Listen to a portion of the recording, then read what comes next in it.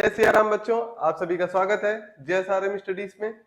तो आज का जो हमारा टॉपिक है क्लास 9th के लिए रहने वाला है law of conservation of momentum. ये टॉपिक क्लास 11th में भी कंटिन्यू होता है, लेकिन अभी सिर्फ 9th को ध्यान में रख के ये वीडियो बना रहा हूँ। तो देखेंगे कि law of conservation of momentum क्या है। इसको समझने और देखने से पहले हम ये देखने की कोशिश करेंगे कि क्या कंजर्वेशन का हमने कहीं और भी पढ़ रखा है, क्या कंजर्वेशन को रिलेट करके कोई और टॉपिक हमने पढ़ रखे हैं। अगर हाँ, तो उससे आपको थोड़ा ज्यादा बेहतर समझ में आएगा कि मैं एक्चुअल में या ये टॉपिक एक्चुअल में क्या कहना चाहता है। जैसे आपने पढ़ रखा होगा law of conservation of energy और law of conservation of mass. Chemistry की बात करें तो law of conservation of mass जो आपने पढ़ रखा है वो क्या कहता है कि जितना रिएक्टेंट का मास था प्रोडक्ट बनने के बाद, यानी जो प्रोडक्ट आपको मिला उसका मास भी उतना ही रहेगा। जैसे आपके पास कोई रिएक्टेंट था, आपने उसमें केमिकल रिएक्शन कराया, तो केमिकल रिएक्शन करा के आपको फाइनल में कोई एक प्रोडक्ट मिला, एक मिला, दो मिला, कितने भी प्रोडक्ट मिल सकते हैं। तो जितना पूरा रिएक्टेंट का मास था उतना ही मास होता था प्रोडक्ट का। ठीक है, उसी तरीके से law of conservation of energy क्या कहता है कि energy neither be created not be destroyed, it can only transform. तो उसका कंजर्वेशन का मतलब क्या है, अगर वो क्रिएट और डिस्ट्रॉय नहीं की जा सकती, यानी कि जितनी एनर्जी शुरुआत में है उतनी ही एनर्जी अंत में भी रहेगी, यानी कि एनर्जी पहले और एनर्जी बाद में बराबर रहेगी। तो वही चीज तो यहाँ पर भी रहने वाली है। यहाँ पे मोमेंटम की बात कर रहा है और कंजर्वेशन कह ही रहा है, तो कंजर्व का मतलब तो समझ आ गया। ठीक है, कंजर्व का मतलब समझ में आ गया, इसमें तो कोई डाउट नहीं है। कंजर्व का मतलब जो चीज पहले जितनी है उतनी ही बाद में रहना। तो law of conservation of momentum क्या कहेगा, जितना मोमेंटम पहले है उतना ही मोमेंटम बाद में रहना। तो पहले चीज तो हम ये समझते हैं मोमेंटम क्या है। तो मोमेंटम को जनरली हम P से डिनोट करते हैं, और मोमेंटम क्या होता है, product of mass and the velocity. यानी कि अगर इसको आसान शब्दों में कहें तो आप अपने आप को ले लीजिए, आप एक बॉडी हैं और आपका अपना कोई मास होगा। अब आप जिस वेलोसिटी के साथ मूव कर रहे हैं, जैसे आपका मास हम मान लेते हैं कि मान लीजिए 25 किलोग्राम। ठीक है, तो ये आपका मास है। देखिए मास और वेट में डिफरेंस होता है, इतना तो आपको पढ़ाई दिया है। तो मास जो है मान लीजिए आपका 25 किलोग्राम है, और आपकी जो वेलोसिटी है अगर आप 40 या 50 रखना चाहते हैं तो ध्यान रखिएगा वो वेट होता है, जो एक्चुअल में आप मशीन पे नापते हैं वो वेट होता है। ठीक है, तो चूंकि मैं मास की बात कर रहा हूं क्योंकि ये मास होता है, ये वेट नहीं है। ठीक है, तो जो बॉडी का मास है और आप जिस वेलोसिटी के साथ मूव कर रहे हैं दोनों को मल्टीप्लाई कर दीजिए। मान लीजिए आप 10 मीटर पर सेकंड की वेलोसिटी से मूव कर रहे हैं, दोनों को मल्टीप्लाई कर दीजिए। 25 इंटू 10 कितना हो जाएगा, 250 हो जाएगा। तो ये आपका मोमेंटम निकल के आएगा, ये बॉडी का मोमेंटम है। ठीक है, हो सकता है बॉडी रेस्ट में भी रहे, रेस्ट में रहेगी तो उस कंडीशन में उसका जो मोमेंटम रहेगा वो जीरो रहेगा। और अगर बॉडी मोशन में है तो उसका कुछ मोमेंटम निकल के आएगा। रेस्ट में मोमेंटम क्यों जीरो रहेगा, क्योंकि देखिए मास तो स्केलर क्वांटिटी है, ये तो कभी जीरो हो नहीं सकती। तो वेलोसिटी, चूंकि आप रेस्ट में है तो वेलोसिटी तो है नहीं, तो v तो आपका जीरो है। तो जीरो से किसी भी संख्या को मल्टीप्लाई करेंगे तो वो जीरो ही देने वाला है। तो इस तरीके से आपका जो मोमेंटम है वो रेस्ट में जीरो रहता है। तो मोमेंटम क्या हुआ, the product of mass and the velocity, mass of the body कह सकते हो, the product of the mass of the body to the velocity is known as momentum. तो मोमेंटम समझ में आ गया। जैसे अभी देखिए मैं पढ़ा रहा हूँ, पढ़ाते पढ़ाते अगर मैं थोड़ा चलना स्टार्ट कर दूं, या जैसे मैं अभी हल्का सा मूव कर रहा हूँ, तो मेरी बॉडी की कुछ ना कुछ वेलोसिटी होगी और मेरी बॉडी का कुछ ना कुछ मास होगा, दोनों को मल्टीप्लाई कर दीजिए तो निकल के आ जाएगा आपका मोमेंटम। अब बात हो रही है कंजर्वेशन की। कंजर्वेशन तो चलिए पहले सीखते हैं कि कंजर्वेशन है क्या। अगर मैं यहां पे दो बॉल को रखूं,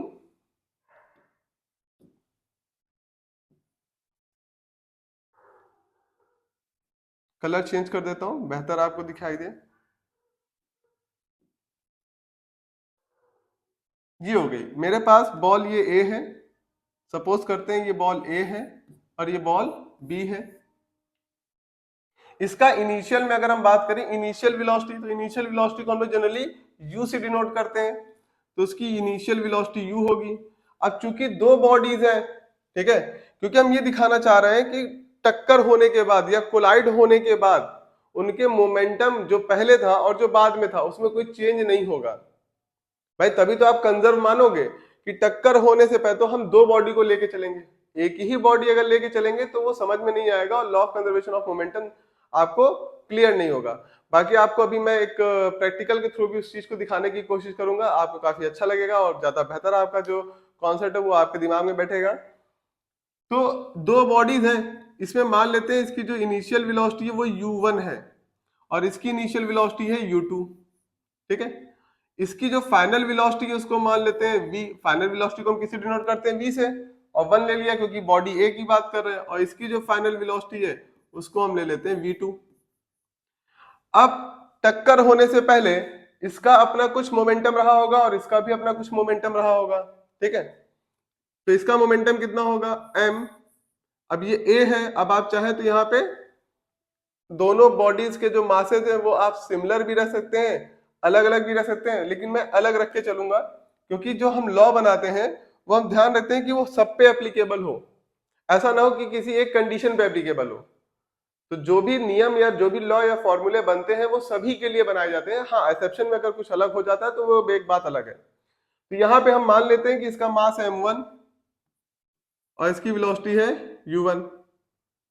कोलिजन से पहले इसका भी मास कुछ रहा होगा और इसकी वेलोसिटी भी कुछ रही होगी, तो m2 u2 दोनों को ऐड कर लीजिए। तो इनिशियल यानी कि शुरुआत में इस बॉडी का जो मोमेंटम है दोनों बॉडीज का वो इतना होगा, बाद में यानी कि कोलिजन के बाद जो मोमेंटम होगा तो उसकी वेलोसिटी v1 हो चुकी है और इसकी v2, तो मोमेंटम हो जाएगा m1 v1 plus m2 v2, और ये दोनों बराबर हो जाए, ये दोनों इक्वल हो जाए, तभी तो आप ये कहोगे कि law of conservation of momentum hold कर रहा है।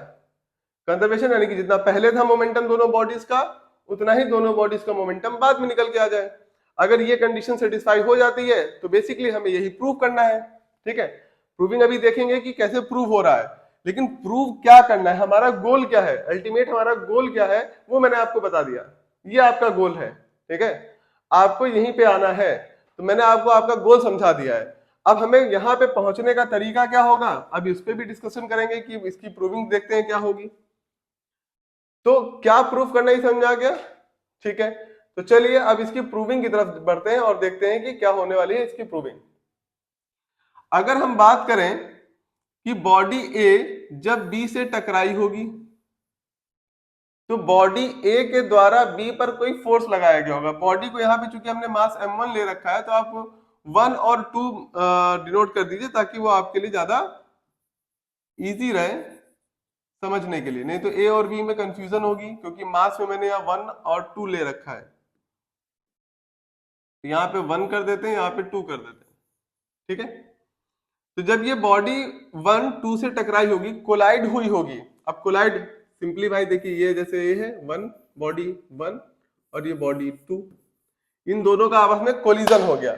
अब जब दोनों का आपस में कोलिजन होगा तो बॉडी ए ने या 1 ने 2 पर कुछ फोर्स लगाया होगा, उस फोर्स को हम डिनोट करेंगे फोर्स F12 से, क्योंकि बॉडी 1 ने 2 पे फोर्स लगाया। अब देखिएगा यहां से क्वेश्चन पूछा भी जाता है कि law of conservation of momentum किस नियम पे डिपेंड करता है, या उसके पीछे का जो रीजन है या जो लॉ है वो किस लॉ पे डिपेंड करता है। तो चलिए देखते हैं किस लॉ पे डिपेंड करता है। अब उसी टाइम जिस टाइम बॉडी ए ने 1 ने 2 पर फोर्स लगाया होगा तो 2 ने 1 पर भी तो फोर्स लगाया होगा। याद आ गया ना न्यूटन का तीसरा नियम, यानी कि उसी एट द सेम टाइम ये घटना एक ही समय पर हो रही। देखिए जिस समय पे 1 2 से टकराई है उसी समय पे 2 1 से टकराई है, तो दोनों के लिए जो टाइम है वो सेम है, ठीक है। तो दोनों के लिए टाइम सेम है, तो उसी समय जब 2 टकराई 1 से तो फोर्स लगेगा 2 1, और ये दोनों फोर्स आपस में बराबर होंगे। Every action has equal and opposite reaction, Newton का तीसरा नियम, every action has equal and opposite reaction. तो अपोजिट कह रहे हैं यानी कि क्या हो जाएगा माइनस, बात समझ में आई। अपोजिट रिएक्शन है ना, तो जितना एक्शन होगा उतना ही रिएक्शन होगा, लेकिन अपोजिट डायरेक्शन में होगा। तो अपोजिट डायरेक्शन में होगा यानी कि डायरेक्शन जो है वो आपकी एक वेक्टर क्वांटिटी है, तो आपको साइन से डिनोट करना पड़ेगा, तो हमने उसको माइनस से डिनोट कर दिया। तो इस तरीके से आपका ये फोर्स इस फोर्स के बराबर होगा। न्यूटन के तीसरे नियम के हिसाब से every action is equal at opposite reaction, और माइनस का साइन क्यों आया ये भी आपको मैंने समझा दिया। अब अगर हम देखें 1 का 2 पर, मोमेंटम का चेंज, देखिए फोर्स क्या होता है, अगर हम फोर्स की बात करें तो होता है M A, mass into acceleration. क्या होता है? M A. अच्छा ए क्या होता है? तो ए आप बच्चों बोलेंगे कि देखिए यहाँ चूंकि 1 का 2 पे लग रहा है तो हम क्या करेंगे, 1 और 1 रखेंगे यहाँ पर, ठीक है। तो आप आराम से बोल दोगे कि एक्सेलरेशन क्या होता है, change in velocity upon time. तो चेंज इन वेलोसिटी क्या होता है, चेंज इन वेलोसिटी होता है final velocity minus initial velocity. तो फाइनल वेलोसिटी इसकी v1 है, इनिशियल वेलोसिटी इसकी u1 है, डिवाइडेड बाई t। अब यहां पे देखिए बराबर, इसी तरीके से यहां भी कर सकते हैं, m2 a2 is equal to, थोड़ा सा यहां पे स्पेस बना लें,